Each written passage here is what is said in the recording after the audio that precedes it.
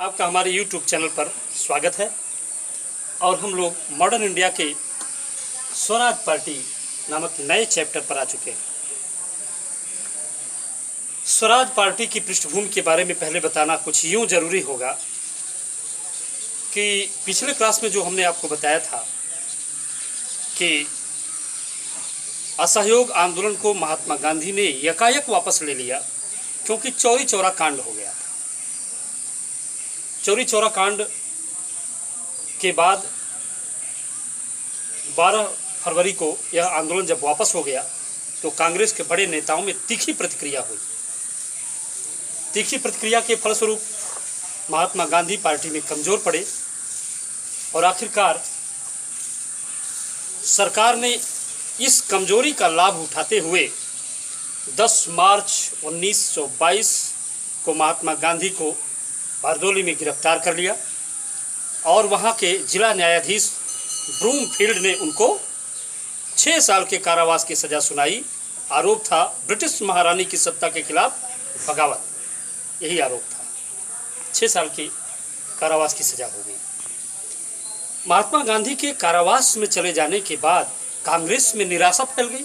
जाहिर है वे कांग्रेस के सबसे प्रखर नेता थे, कांग्रेस के सबसे बड़े लीडर हो चुके थे इस समय, और उनके न रह जाने के बाद जैसे कांग्रेस एक बार नेतृत्व विहीन हो गई। नेतृत्व विहीन कांग्रेस अब ये मौका तलाशने लगी कि आखिर इस हताशा निराशा की स्थिति में कांग्रेस को किस तरह से एक बार उत्साह के संचार के द्वारा आगे बढ़ाया जाए।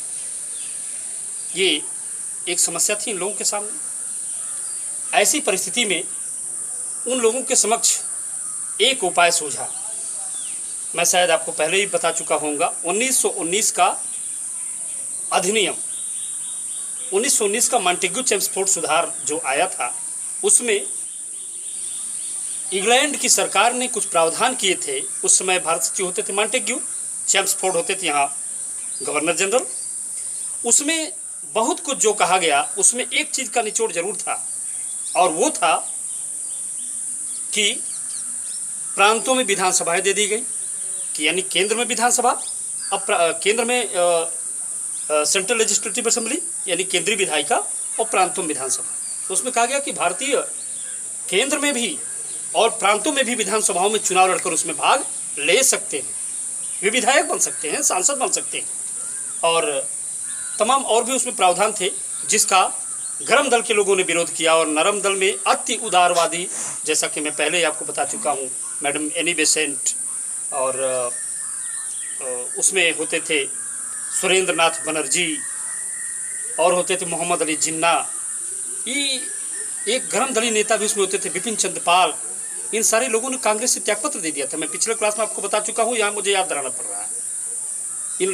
इस कारण से कांग्रेस में एक विभाजन हो गया था, और इस अति उदारवादी लोगों ने एक नए पार्टी की स्थापना भी कर ली थी कांग्रेस से अलग होकर, और वो थी राष्ट्रीय उदारवादी दल या नेशनल फेडरेशन ऑफ लिबरल, अर्थात राष्ट्रीय उदारवादी दल को स्थापित कर लिया था। इन लोगों ने 1919 के अधिनियम के तहत केंद्र और प्रांतीय विधानसभाओं के चुनाव में भाग लिया। ध्यान रहे, इसको समझते जाइएगा तभी ये समझ में आएगा। और जब ये देखा गया कि उन लोगों ने एक नियम बनाए कि इस तरह से हम लोग विधानसभाओं में प्रवेश कर, केंद्रीय असेंबली में प्रवेश करके सरकार की बुरी नीतियों का विरोध कर सकते हैं, ये कांग्रेस के एक धड़े को बहुत ज़्यादा जचा। कांग्रेस का एक धड़ा ये चाहता था कि अब जबकि हम कांग्रेस के गांधी जी के नेतृत्व में एक ऐसा बड़ा आंदोलन नहीं खड़ा कर पा रहे हैं, तो एक उसी तरह से असहयोग आंदोलन विधानसभाओं में घुस के चलाया जा सकता है। हम विधानसभा का चुनाव लड़े, 1923 विधानसभा का चुनाव लड़े, जो कि 1920 में हुआ था, फिर 1923 में होगा। 3-3 साल पे तब चुनाव होता था, 5 साल पे नहीं। तो 23 में हम लोग चुनाव लड़े, और चुनाव लड़ करके सरकार के काम को बिल्कुल बाधित कर गए। That's also a non cooperative movement. ये भी एक तरह का असहयोग आंदोलन है। दुरूह बना दें, रोक दें, ये एक तरह से असहयोग आंदोलन होगा। ऐसा कांग्रेस के एक धड़े का सोचना था। इसके प्रमुख नेता होते थे जो ऐसा सोचते थे। उन लोगों का ऐसा सोचना था कि हम लोग प्रांतीय विधानसभाओं, केंद्रीय विधानसभाओं का चुनाव लड़ करके हम लोग विधायक बने, सांसद बने, सरकार का काम काज रोके। ऐसे सोचने वालों के मुखिया होते थे पंडित मोतीलाल नेहरू और डॉक्टर चित्तरंजन दास, देश बंधु चित्तरंजन दास, इन दोनों कांग्रेसी नेताओं का सोचना ऐसा ही था। तो इन लोगों को कहा जाता था परिवर्तनवादी, और एक होते थे अपरिवर्तनवादी, नो चेंजर्स। नो चेंजर्स में होते थे वल्लभ भाई पटेल, डॉक्टर राजेंद्र प्रसाद और ऐसे ही इनके अन्य तमाम साथी सहयोगी होते थे। वो नो चेंजर्स लोग थे। उन लोगों का कहना था कि बिल्कुल नहीं, कताई बुनाई, चरखा कातना, स्वदेशी का प्रचार प्रसार करना और इसी तरह से तमाम रचनात्मक कार्य किए जाए और चुनाव लड़ करके इसकी कोई आवश्यकता नहीं। ये इनका सोचना था। जान रहे, ऐसे समय में जबकि असहयोग आंदोलन समाप्त हो गया, सबसे पहले कांग्रेस ने असहयोग आंदोलन जांच समिति बनाई। क्या बनाई? असहयोग आंदोलन जांच समिति। तो सबसे पहले ये जो स्वराज पार्टी की पृष्ठभूमि तैयार होती है, इसमें पहला हो जाएगा असहयोग आंदोलन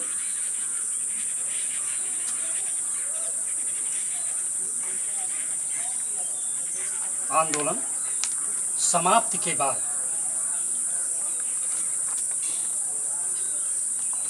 कांग्रेस ने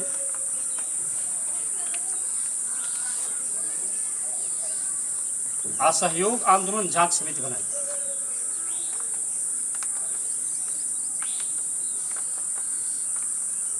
जांच समिति, non cooperative movement inquiry committee. तो ये जो जांच समिति बनाई, इसके अध्यक्ष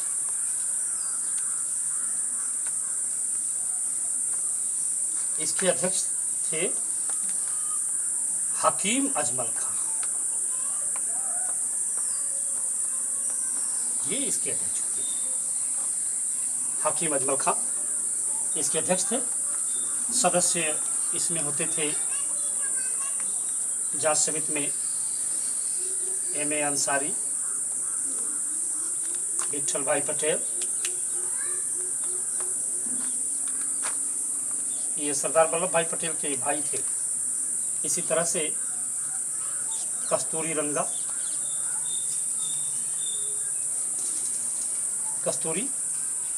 रंगन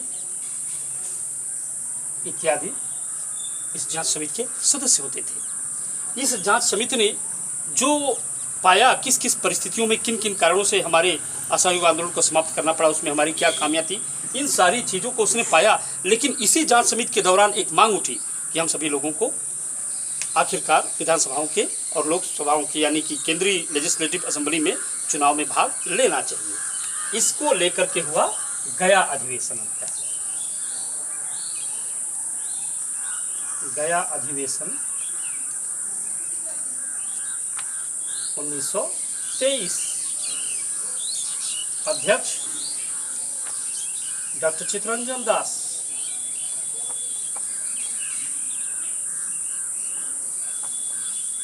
ये इसके अध्यक्ष हुए।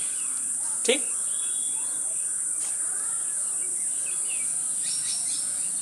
इन्होंने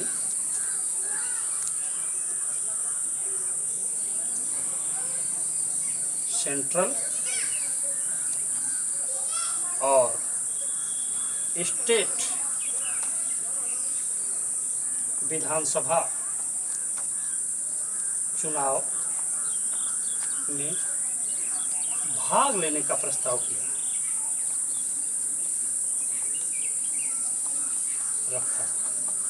किंतु अभी थोड़ी देर पहले हमने बताया चेंजर्स यानी नो चेंजर्स यानी अपरिवर्तनवादी लोगों का कहना था कि ऐसा नहीं होना चाहिए था। तो इसमें किंतु अपरिवर्तनवादी लोगों के कारण यह पारित न हो सका।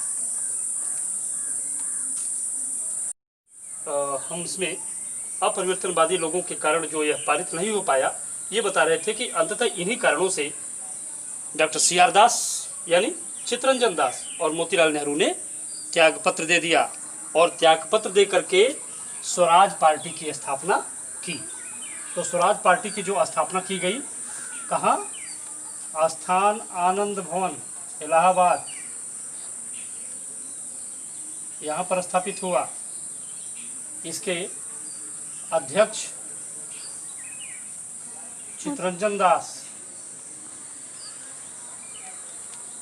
और इसके महासचिव मोतीलाल नेहरू या ML नेहरू हुए,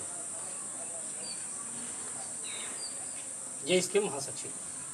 और इन लोगों ने स्वराज पार्टी की स्थापना आनंद भवन में की।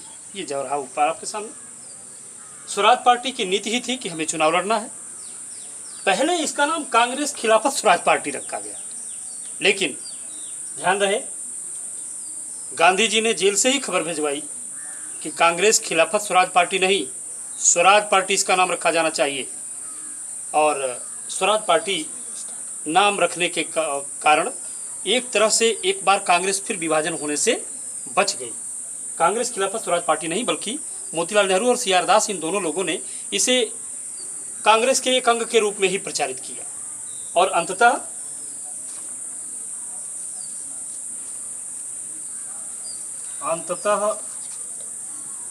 काकीनाडा कांग्रेस अधिवेशन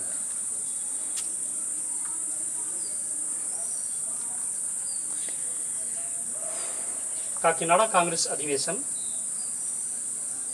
1923 में इस पार्टी को चुनाव लड़ने की मान्यता दे दी गई, मंजूरी मिली। पार्टी का बड़ा अच्छा प्रदर्शन रहा, यानी पहली बार जो इस पार्टी ने चुनाव लड़ा, उस पार्टी के चुनाव का प्रदर्शन इतना शानदार था कि सेंट्रल लेजिस्लेटिव असेंबली की कुल 101 सीटों में से 42 सीट पहले ही चुनाव में इसने हासिल की। यानी चुनाव का प्रदर्शन बड़ा शानदार रहा। स्वराज पार्टी ने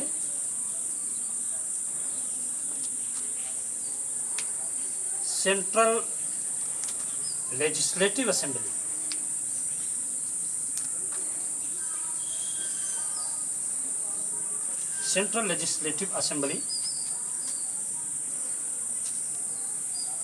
की कुल 101 सीट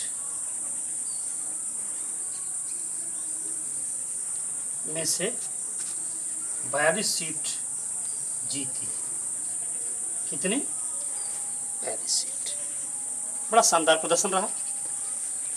इस पार्टी ने बंगाल, संयुक्त प्रांत यानी उत्तर प्रदेश, मध्य प्रांत, गुजरात, बम्बई जैसी मेयर की सीटें भी प्राप्त किया।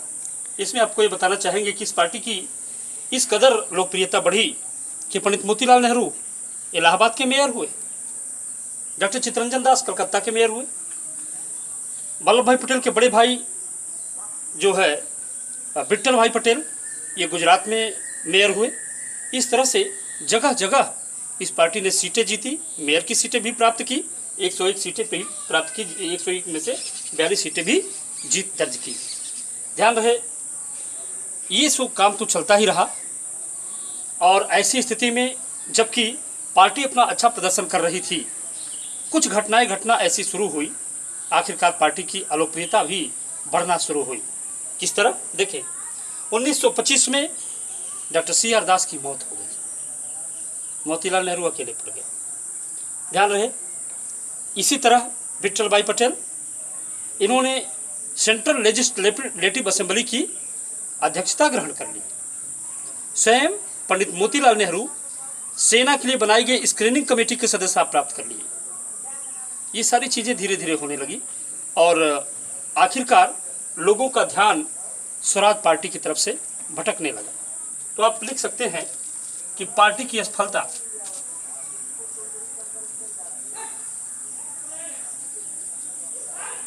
कहां से शुरू हुई? पार्टी की असफलता शुरू हुई अगले चुनाव से, यानी 1926 के चुनाव में पार्टी अलोकप्रिय हो गई। 1926 के चुनाव में पार्टी अलोकप्रिय हो गई। इसका एक और कारण था, 1924 में महात्मा गांधी जेल से रिहा हो गए थे और वे पुनः राजनीति में सक्रिय हो रहे थे।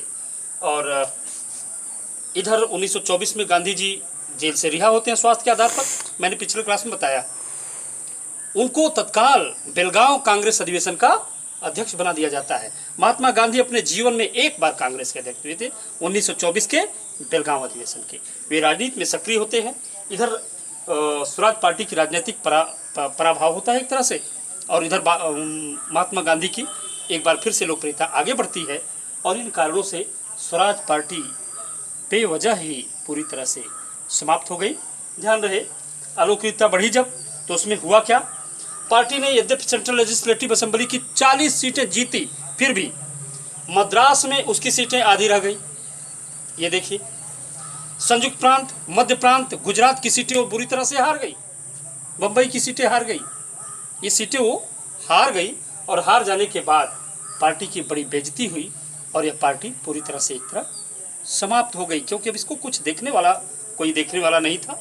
गांधी जी इधर लोकप्रिय हो रहे थे और मैंने अभी भी बताया कि महात्मा गांधी एक बार कांग्रेस के अध्यक्ष हुए। कांग्रेस के बेलगांव अधिवेशन 1924 में महात्मा गांधी को अध्यक्ष बना दिया गया और अब उनकी सक्रियता धीरे धीरे बढ़ने लगी।